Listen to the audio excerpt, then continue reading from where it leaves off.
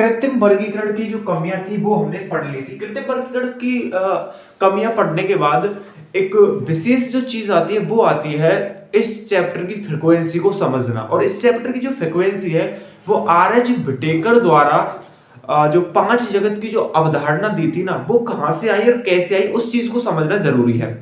उस चीज को अगर अपन समझ गए तो ये चैप्टर जो है वो आपको इजी लगेगा। इस चैप्टर की जो फ्रीक्वेंसी है उस चीज को मैं समझाने जा रहा हूं। और मैं किस चीज से समझाने जा रहा हूं, ये भी बेस है।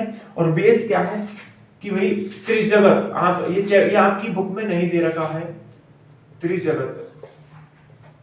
त्रिजगत प्रणाली कि जो ये जगत जो थे मोनेरा, प्रोटेस्टेटा, फंजाई, एनिमेलिया, ये जो जगत थे वो कहां से आए, ये जगत कहां से आए, तो ये उस प्रणाली को उस चीज को अपन देखेंगे कि ये जो जगत आए वो कहां से आए। तो त्रिजगत प्रणाली एक वैज्ञानिक भाई साहब हुआ करते थे, वैज्ञानिक हैकल।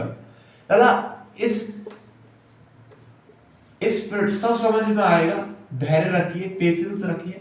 इस प्रणाली की जो खोज थी ना, इस प्रणाली की खोज एक वैज्ञानिक भाई साहब थे हैकेल नामक वैज्ञानिक ने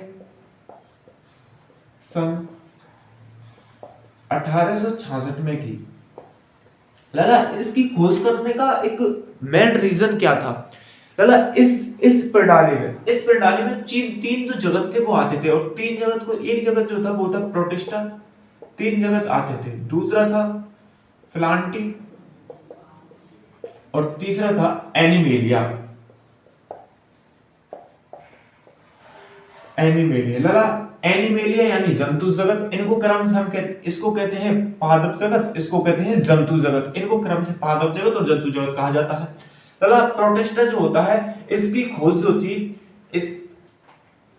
इसने यानी हैकल नामक वैज्ञानिक ने, इसने प्रोटिस्टा जगत की खोज की। प्रोटिस्टा जगत की खोज की और प्रोटिस्टा जगत में, और बच्चा प्रोटिस्टा जो जगत है ना, इस जगत में उन जीवों को रखा जाता है, उन जीवों को रखा जाता है जो ना तो प्रोटिस्टा जो जगत होता है ना, प्रोटिस्टा जगत में उन जीवों को रखा जाता है जो ना तो पादप होते हैं और ना ही जंतु होते हैं। अर्थात जंतु होते हैं, ना तो पादप होते हैं और ना ही जंतु होते हैं। अर्थात कुल मिला के जो बात आती है, फॉर एग्जांपल डाइनोफ्लैजिलेट,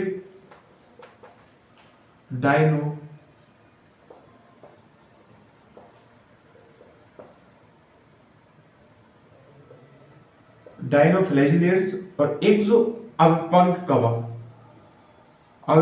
कवक का आप उदाहरण ले लो, और एक उदाहरण आप ले लो यूग्लिनोइड।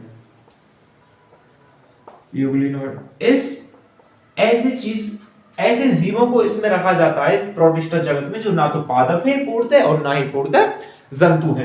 तो त्रिजगत प्रणाली की जो खोज थी वो हैकल नामक वैज्ञानिक सन 1866 में दिमाग लगाया और प्रोटिस्टा जगत की खोज कर दी। प्रोटिस्टा जगत की खोज जब की तो इन्होंने इस प्रोटिस्टा जगत के बारे में बताया कि जो ना तो पादप होते हैं और ना ही जंतु होते हैं, इनको इसमें रखा। लाला इसके बाद जो बात आती है वो आती है चतुर्थ जगत की जो प्रणाली होती है। चतुर्थ जगत जो प्रणाली होती है वो कैसे है, और चतुर्थ जगत जो प्रणाली में किसकी खोज हुई? भाई कुल मिला के पहले 2 जगत थे, एक तो पादप जगत और एक जंतु जगत। आपने द्विजगत प्रणाली में पढ़ा होगा। द्विजगत प्रणाली कैरोलस लिनियस वाली 2 जगत जो प्रणाली थी कि इस दुनिया में, इस धरती पर 2 जगत पाए जाते, एक तो पादप जगत और एक जंतु जगत। अब त्रिजगत भी आ गया, चतुर्थ जगत भी आ गया, पंच जगत भी आ गया। और पंच जगत अवधारणा आर.एच. विटेकर नामक वैज्ञानिक भाई साहब ने दी थी, और जिसमें 5 जगतों को रखा जाता है, मोनेरा, प्रोटिस्टा, फंजाई, एनिमेलिया और प्लांटी। ये 5 जगत हो गए। तो ये 5 जगत जो प्रणाली थी इस भाई साहब ने कहां से निकाली? आर.एच. विटेकर नामक वैज्ञानिक ने, कैरोलस लिनियस भाई साहब ने तो केवल और केवल इतनी बात बताई कि इस दुनिया में 2 जगत हैं, जंतु जगत और पादप जगत, केवल और केवल। तो उस चीज को मैं समझा रहा हूं कि जो 5 जगत की जो अवधारणा थी ये आई कहां से, यही कहानी चल रही है। ये इस प्रकार है, ये वैज्ञानिक है कैलमिल को, और यहाँ नहीं, प्रोटिस्ट जगत पहले जो जगत है प्लांट की पादप जगत और जंतु जगत, एक जगत और मिला दी, 3 जगत है। अब लाला चतुर्थ जगत जो प्रणाली आ गई। अब चतुर्थ, इसके बाद चतुर्थ जगत प्रणाली आ गई। अब चतुर्थ जगत प्रणाली में क्या था, चतुर्थ जगत प्रणाली, और चतुर्थ जगत प्रणाली में क्या था, उसमें क्या था, चतुर्थ जगत प्रणाली में उसमें एक जगत और आएगा, और कौन सा जगत आएगा बच्चा, बच्चा आएगा मोनेरा जगत। अरे कौन सा वाला, मोनेरा जगत आएगा, उसमें मोनेरा जगत आ गया। उस प्रणाली, चतुर्थ जगत जो प्रणाली थी अपन की, कौन सी थी बच्चा, चतुर्थ जगत, चतुर्थ जगत प्रणाली। और चतुर्थ जगत प्रणाली जो थी, एक वैज्ञानिक भाई साहब हुआ करते थे, कॉपलैंड। ये आपकी बुक में नहीं दे रखा है, आपकी बुक में सिर्फ और सिर्फ इतना दे रखा है कि मतलब मैं बेस पूरा बेस करा रहा हूं भाई साहब, केवल किताब बुक में जो चीज दे रखी है उसको पढ़ना काफी नहीं है, एक्स्ट्रा चीज भी आनी चाहिए जिससे हमको 12th में कोई प्रॉब्लम ना आए, आगे चाहे हम कुछ भी करें उसमें कोई प्रॉब्लम ना आए। तो उस हिसाब से मैं समझा रहा हूं। और बाय द वे, आप में से कोई टीचर बन गया भाई, कैसे पढ़ाओगे भाई बच्चों को, ठीक है जी। तो कॉपलैंड जो नामक वैज्ञानिक जो भाई साहब थे 1938 में, इस वैज्ञानिक ने 1938 में क्या किया, दिमाग लगाया बच्चा, क्या लगाया, दिमाग, अपनी बुद्धि का प्रयोग किया। और बुद्धि को जब यानी प्रयोग कर लिया तो यानी सोची कि यार माइक्रोस्कोपिक खोज तो है कि ये माइक्रोस्कोपिक खोज हो चुकी थी, माइक्रोस्कोपिक खोज हो चुकी थी। तो इन्होंने माइक्रोस्कोप को काम में लिया। किस में लिया बच्चा, काम में। और काय के काम में लिया, कोशिका के अंदर, कोशिका के अंदर केंद्रक की स्थिति को समझने, कोशिका के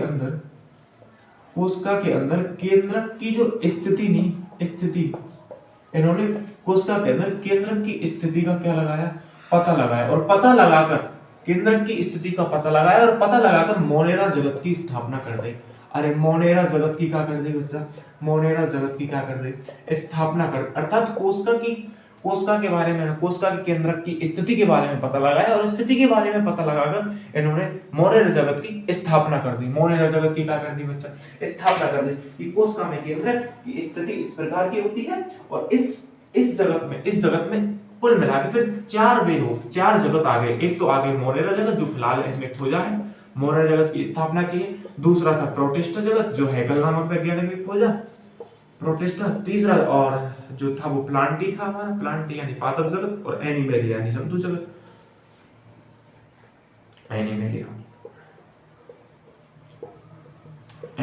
ये चीज समझ में। अब 4 जगत है गए, और जगत कौन, आरएच विटेकर के हिसाब से जगत कितने गए, 5। तो उस 5 जगत को भी लाएंगे हम यहाँ। और 5 जगत कैसे आएगा, अब पंच जगत प्रणाली, इसमें कोई डाउट हो, आई होप, मुझे लगता है डाउट होगा नहीं, होगा तो कमेंट में बता दीजिएगा। चतुर्थ जगत प्रणाली, अब चतुर्थ जगत प्रणाली में 4 जगत है बच्चा। मोनेरा जगत की खोज कौन कर दी, इस वैज्ञानिक कॉपलैंड नामक वैज्ञानिक भाई साहब ने दिमाग लगाया। और कॉपलैंड नामक वैज्ञानिक भाई साहब ने क्या दिमाग लगाया 1938 में कि भाई माइक्रोस्कोप की खोज होने के बाद, माइक्रोस्कोप की क्या होने के बाद बच्चा, खोज होने के बाद इस कॉपलैंड नामक भाई साहब ने बताया कि भाई कोशिका में केंद्रक किस हिसाब से व्यवस्थित रहता है, उस व्यवस्था के हिसाब से इन्होंने एक जगत बना दिया कि भाई इस जगत के जीवों में कोशिका की केंद्रक में कोशिका में जो पाया जाने वाला केंद्रक है वो इस हिसाब से व्यवस्थित रहता है। तो उस हिसाब से इन्होंने एक जगत बना दिया, मोनेरा जगत। अब अगला पंच जगत जो प्रणाली आती है उसमें क्या है, पंच जगत। अब पंच जगत प्रणाली में अपन क्या पढ़ेंगे, लाला पंच जगत जो प्रणाली है इसकी खोज,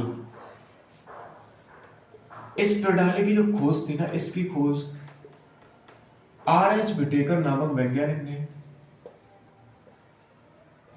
आर.एच. विटेकर नामक वैज्ञानिक ने सन 1969 में की। विटेकर नामक वैज्ञानिक ने, आर.एच. विटेकर नामक वैज्ञानिक ने 1969 में की। और इन्होंने बताया, इन्होंने 1969 में खोज तो कर दी बच्चा।